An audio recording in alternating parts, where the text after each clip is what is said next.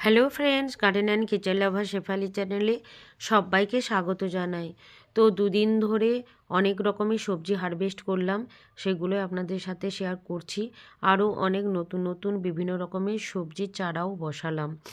একরকম আমরা হারভেস্ট করে নিলাম, আর সেই ফাঁকা জায়গাগুলোতে আরও অনেক রকমের সবজি বসালাম।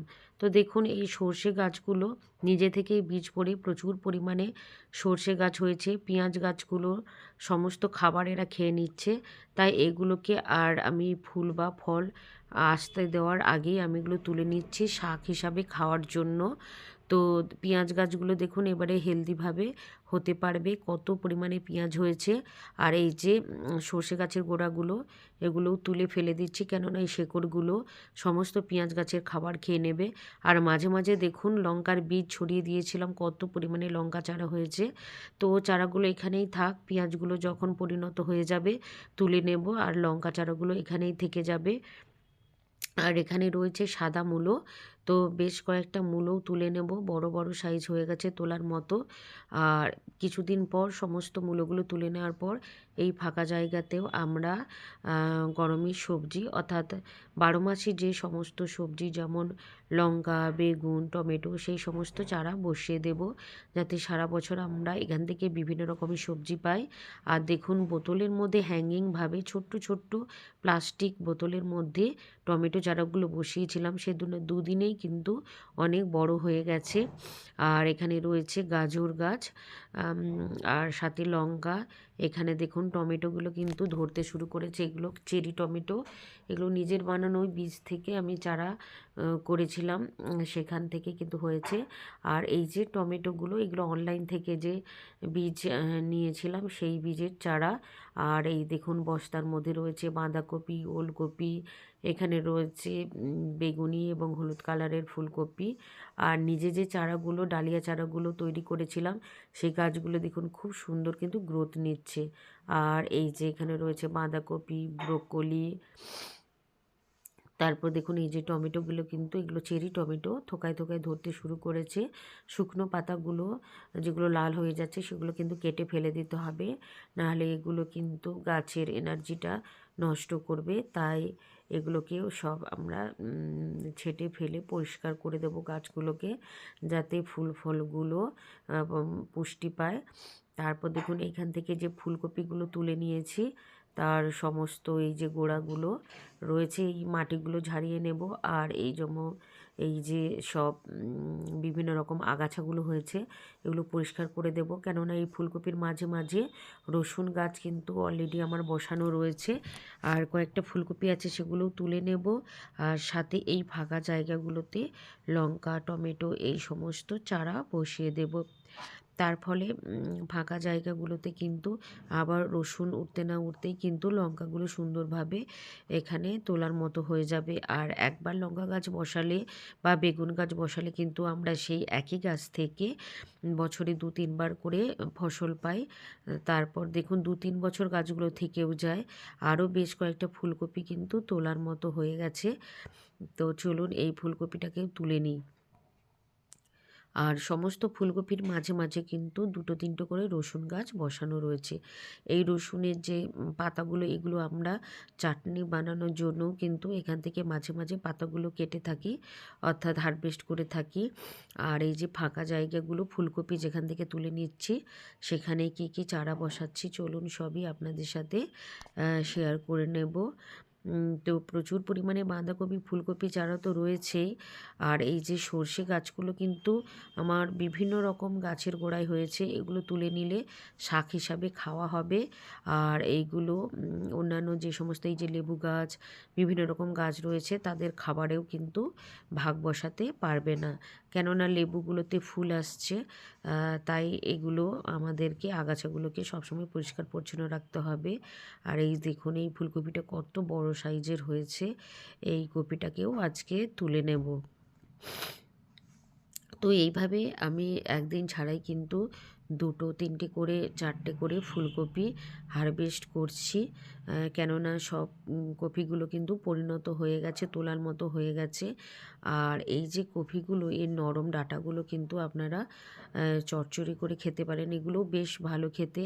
আর যেহেতু এগুলোতে আমরা ক্ষতিকর কোনো কেমিক্যাল দিইনি, তাই এগুলো খুবই হেলদি।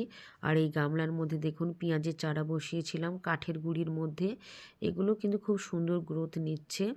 আর এখানে দেখুন রয়েছে ছোট্ট ছোট্ট টমেটো চারা বসিয়েছিলাম, সেগুলো সুন্দরভাবে কিন্তু গ্রোথ নিচ্ছে।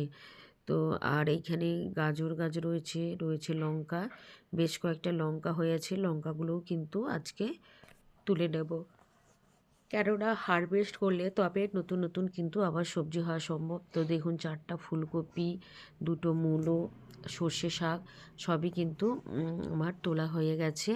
আর এই যে পটল গাছটা গরমের জন্য কিন্তু রেডি হচ্ছে। আর এই দেখুন ফাঁকা ফাঁকা জায়গাগুলো যেখানেই আছে সেখানেই কিন্তু প্রচুর পরিমাণে পেঁয়াজ গাছ বসিয়ে দিয়েছি। আশা করছি এখান থেকে প্রচুর পরিমাণে পেঁয়াজ পাবো। আর এই যে ছোট্ট ছোট্ট কিন্তু লাউ ধরতে শুরু করেছে। আর এই দিকেও কিন্তু রয়েছে বেশ কয়েকটা হলুদ এবং বেগুনি কালারের ফুলকপি গাছ। আর এই যে গামলার মধ্যে, ছোট ছোট গামলার মধ্যে রয়েছে প্রচুর পরিমাণে ধনেপাতা, বেশ কিছুটা ধনেপাতাও কিন্তু তুলে নেব। প্রায় রোজই ধনেপাতা এখান থেকে হারভেস্ট করে থাকি। আর এই যে এখানে রয়েছে ব্রাহ্মী শাক, আর সাথে রয়েছে কিছুটা মেথি শাক, ধনেপাতা, সমস্ত কিছু রয়েছে। আর এই আগাছাগুলোকে তুলে ফেলে দেবো যাতে এগুলোকে ভালোভাবে পুষ্টি পায়। মেথি শাকগুলো কিন্তু মেথি যে আমি জল দিয়ে ভেজাই, যেটা জলটাও খাওয়া হলো, আর মেথিগুলো বসিয়ে দিলে এইভাবে সুন্দর কিন্তু মেথি শাক পাওয়া যায়। আর এগুলোর থেকে কিছুদিন পর ফুল এবং ফল হয়ে মেথিও পাওয়া যাবে। তো এখান থেকেও বেশ কয়েকটা মূলো তুলে নিলাম, প্লাস এর মধ্যে যে শাকগুলো রয়েছে এই শাকগুলো কিন্তু ভাজা খাওয়া যাবে। তো এইভাবে দেখুন পুরো বড় বড় ছুরি ভর্তি করে সবজি তুলে নিচ্ছি। আর এই যে সমস্ত সবজিগুলো তুলে নেওয়া হয়েছিল সে জায়গাগুলো ছোট ছোট চারা বসিয়েছি। আর বেগুন গাছগুলো দেখুন কত সুন্দর ঝোপালো হয়েছে, আর প্রচুর পরিমাণে কিন্তু বেগুনও ধরছে। প্রায় এখান থেকে বেগুন হারভেস্ট করছি। আর মাঝে মাঝে কিন্তু এইভাবে পেঁয়াজ প্রচুর পরিমাণে গাছ বসিয়েছি। আর পেঁয়াজের গাছের সাথে অটোমেটিক টমেটো চারা হয়ে গেছে। এই চারাগুলোকে তুলে নিয়ে অন্য জায়গায় বসিয়ে দেবো। এখানে আবার দেখুন ধনেপাতা, পালং শাক, মেথি শাক সমস্ত কিছু সুন্দরভাবে রেডি হয়েছে। এই যে সর্ষে শাকগুলো তুলে নিচ্ছি, প্লাস যে দেখুন কি বড় বড় টমেটো চারাগুলো হয়েছে। এগুলো পেঁয়াজের সাথে থাকলে পেঁয়াজের খাবারে ভাগ বসাবে, ফলে পেঁয়াজগুলো কিন্তু পরিপুষ্ট হতে পারবে না। তাই এখান থেকে সর্ষে, টমেটো সমস্ত চারাগুলো কিন্তু তুলে নিচ্ছি। আর এই টমেটো চারাগুলো কিন্তু আবারও কোনো ফাঁকা জায়গা দেখে বসিয়ে দেব। এই দেখুন এই যে মাঝে জায়গা রয়েছে এখানে একটা বসিয়ে দিলাম। আর টমেটো গাছ কিন্তু সহজেই মারা যায় না, এগুলো মোটামুটি বসিয়ে দিলেই কিন্তু বেঁচে যায়। আর এক একটা টমেটো গাছ থেকে প্রচুর পরিমাণে কিন্তু টমেটো পাওয়া যায়। তো এই চারাগুলো বিভিন্ন জায়গায় ফাঁকা ফাঁকা জায়গা দেখে বসিয়ে দেব। এর ফলে সবজিগুলো তুলে নিলেও কিন্তু বাগানগুলো কিন্তু ফাঁকা হচ্ছে না। ফাঁকা জায়গাগুলোতে আমরা এইভাবে বিভিন্ন রকমের সবজির চারা আবারও বসিয়ে দিচ্ছি। এখানে রয়েছে দেখুন বরবটি গাছ, তার সাথেই আবার টমেটো বসিয়ে দিলাম। আর এই যে এখানেও দেখুন ছোট্ট ছোট্ট বেগুন লঙ্কা গাছ বসিয়েছি, তার মাঝেও একটা টমেটো গাছ বসিয়ে দিলাম প্লাস্টিক ক্রেটের মধ্যে। তো এইগুলো সব হোক, এগুলো গরম পর্যন্ত কিন্তু এখান থেকে লঙ্কা, টমেটো সব কিছুই আমরা পাবো। আর এই পেঁপে গাছটা কিন্তু নষ্ট হয়ে গেছে, এটা কেটে ফেলে দেব। আর দেখুন এই বেগুনটা কিন্তু খুব সুন্দরভাবে বড় হচ্ছে। তো বেগুনটা দেখা যাক, আজ থাক, এটাকে পরের দিন তুলে নেব। তো এই দেখুন বেগুন যে ফুলগুলো, এগুলোকে একটু জাস্ট নাড়িয়ে দিচ্ছি, হাত দিয়ে চেপে দিলে কিন্তু সুন্দরভাবে পলিনেশন হয়ে যায়। আর এই দেখুন এখানেও একটা করলা কত সুন্দরভাবে ঝুলে আছে। তো শীতকালে আমরা বাগান থেকে শীতের সবজির সাথে সাথে গরমের করলা কিন্তু পাচ্ছি। আর বরবটি গাছগুলো তো রয়েছে, তার সাথে সাথে ছোট্ট ছোট আবারও বরবটির বীজ বসিয়ে দিয়েছি, সেখান থেকে ছোট ছোট চারা বেরিয়ে গেছে। তো এখান থেকেও কিন্তু কিছুদিন পর আমরা বরবটি পেয়ে যাব। আর অ্যাপেলগুলো প্লাস্টিক দিয়ে বেঁধে রেখেছিলাম, তা সত্ত্বেও কিন্তু ইঁদুর এবং ভাম এসে সব খেয়ে যাচ্ছে। তারপর গ্রাউন্ডের বাগানে যে আমার 2টো 12 মাসি সজনে গাছ রয়েছে, সেখান থেকে দেখুন কতগুলো সজনে ডাঁটা পেড়ে নিয়েছি, তার সাথে ফুল এবং পাতা। তো সব মিলিয়ে কত রকমের সবজি কিন্তু আজকে আমি হারভেস্ট করলাম দেখুন। তারপর চলে এলাম পরের দিন হচ্ছে এই যে বাকি ফুলকপিগুলো ছিল, তার মধ্যে যেগুলো বড় সাইজ হয়েছে সেগুলোকেও আজকে কিন্তু তুলে নেব।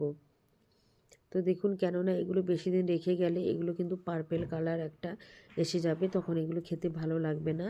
তো তাই এই ফুলকপি দুটো আজকে কিন্তু তুলে নেব।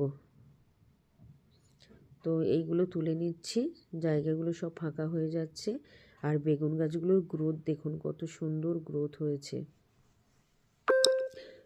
তো 2টো ফুলকপি কিন্তু আজকে তুলে নেব। আর মাঝে মাঝে দেখতে পাচ্ছেন ফুলকপির মাঝে মাঝে রয়েছে রসুন গাছ। তো রসুনগুলো একটু পরিপুষ্ট হবে এখানে। আর এই যে বেগুন তো বেশ কয়েকটা ধরে আছে, তার মধ্যে বড় সাইজ দেখে একটা বেগুনও কিন্তু তুলে নেব। এই বেগুনটা মোটামুটি ভালোই বড় হয়েছে, তো এই বেগুনটা আজকে তুলে নেব।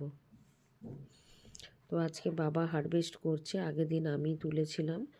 তো ক্যামেরাটা আমার হাতে আছে, তাই বাবা হারভেস্ট করছে। তারপর দেখুন করলা দুটো, এই একটা ভেতরে একদম ভেতরে করলাটা ছিল, দেখাই যায়নি, কত বড় সাইজের হয়েছে। তো আরও একটা করলা রয়েছে, সেটাকেও তুলে নেব।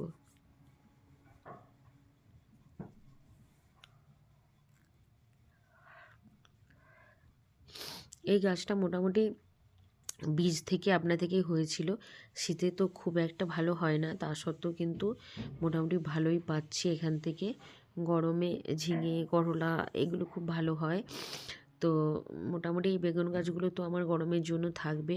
আর এই দেখুন এখানে একটা কত সুন্দর কুমড়ো পড়েছে, তো একদম বাইরের দিকে ঝুলছে। প্রথমে তো এটাকে দেখতেই পাইনি, তারপর হঠাৎ দেখতে পেলাম যে খুব সুন্দর একটা কিন্তু কুমড়ো, মিষ্টি কুমড়োও হয়েছে। আর এইখানেও একটা গামলার মধ্যে রয়েছে কিন্তু পেঁয়াজ গাছ। এগুলো সব বড় পেঁয়াজ, যেগুলো চারা রোপণ করতে হয় সেগুলো। আর বাঁধাকপিগুলো ছোট্ট ছোট্ট সবে পাতা, এগুলো বাঁধছে। আর ওলকপিটাও সুন্দরভাবে ধরছে।